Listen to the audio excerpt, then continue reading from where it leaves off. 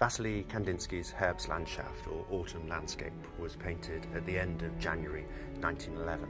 It was painted by Kandinsky in his studio at Munich, but as the title implies, it was recalling the previous autumn of 1910 that he'd spent in the alpine town of Murnau, which was a location for a small colony of artists who were very much at the avant-garde of European painting. This picture is redolent of the German-speaking avant-garde of the pre-First World War.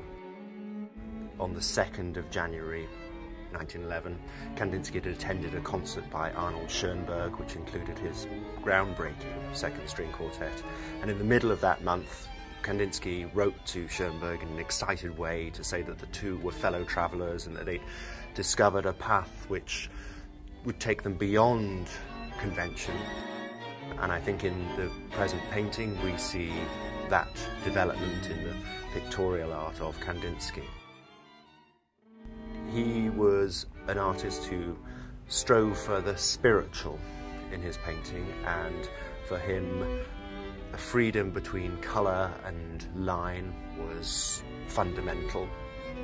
In some ways, I think, at least to me, the freedom of the line in Herbstlandschaft recalls cave paintings, perhaps, in its very primal quality. Kandinsky also attached spiritual significance to certain shapes, and for him the shape of the pyramid, here replicated in the painting in the outline of the mountain, was a sign that pointed upward, a sign that reached into the heavens, into the Empyrean, and led beyond mere temporal existence. It's a painting also that's still at the edge of representation. We can see the small town nestling in the plain beneath the imposing mountain. We can sense in some of the colours the tonality of an alpine autumn day.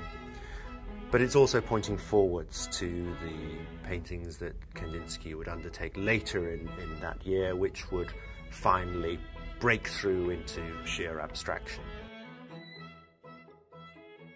Herbstlandschaft had pride of place in Jan Krugier's private collection. I think we can see it as a keystone work of Monsieur Krugier's interests in the arts, and there it stands at the midpoint between figuration and abstraction.